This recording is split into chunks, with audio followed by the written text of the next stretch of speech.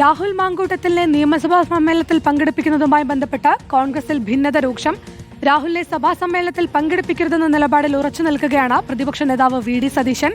എന്നാൽ രാഹുലിന് അനുകൂലമായ നിലപാടിലാണ് എ ഗ്രൂപ്പും ഒരു വിഭാഗം കോൺഗ്രസ് നേതാക്കളും.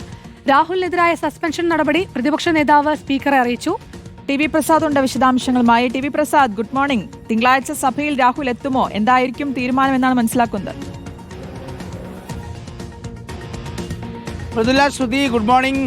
അത് തന്നെയാണ് എല്ലാവരും ഉറ്റുനോക്കുന്നത്. രാഹുൽ മാങ്കൂട്ടത്തിൽ എത്തുമോ എന്നുള്ളതാണ്. രാഹുൽ മാങ്കൂട്ടത്തിനെ പങ്കെടുപ്പിക്കരുതെന്ന് ശക്തമായ നിലപാടാണ് വി.ഡി. സതീശൻ പാർട്ടിക്ക് മുമ്പാകെ അറിയിച്ചത്. ഇക്കാര്യം സണ്ണി ജോസഫിനെ കണ്ട് വി.ഡി. സതീശൻ അറിയിക്കുകയും ചെയ്തു.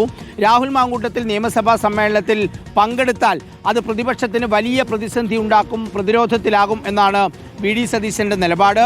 സ്വാഭാവികമായി ഈ നിയമസഭാ സമ്മേളനത്തിൽ സർക്കാരിനെതിരെ, ആഭ്യന്തര വകുപ്പിനെതിരെ ആഞ്ഞടിക്കാൻ കാത്തു നിൽക്കുന്ന പ്രതിപക്ഷത്തിന് രാഹുൽ മാങ്കൂട്ടത്തിൻ്റെ വരവൊരു തിരിച്ചടിയാകും എന്നാണ് വി.ഡി. സതീശൻ പാർട്ടി നേതൃത്വത്തെ ബോധ്യപ്പെടുത്താൻ ശ്രമിക്കുന്നത്.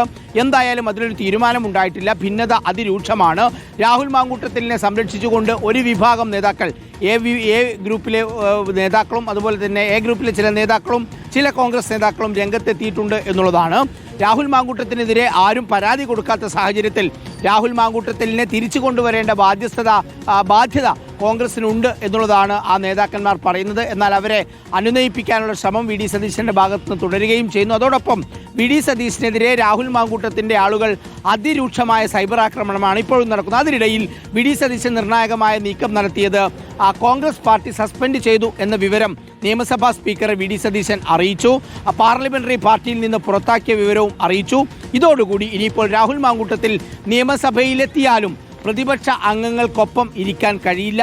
പ്രത്യേക ബ്ലോക്കായി രാഹുൽ മാങ്കൂട്ടത്തിൽ ഇരിക്കേണ്ടി വരും. എന്തായാലും മറ്റന്നാൾ നിയമസഭാ സമ്മേളനം തുടങ്ങുകയാണ്. തിങ്കളാഴ്ചയാണ് സമ്മേളനം തുടങ്ങുന്നത്.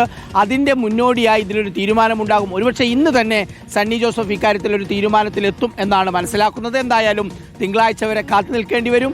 രാഹുൽ മാങ്കൂട്ടത്തിൽ എത്തണം എന്നാണ് CPM-ഉം സർക്കാരും ആഗ്രഹിക്കുന്നത്. കാരണം രാഹുൽ മാങ്കൂട്ടത്തിൽ എത്തിയാൽ പിന്നെ ചർച്ചയെല്ലാം ആ വഴിയിലേക്ക് പോകും. അതാണ് വി.ഡി. സതീശൻ പ്രധാനമായും ഉയർത്തുന്നത്.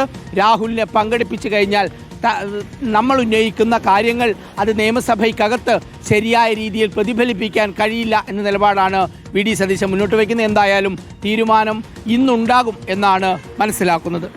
വ്യക്തമാണ്. ടി വി പ്രസാദാണ് വിശദാംശങ്ങൾ നൽകിയത്.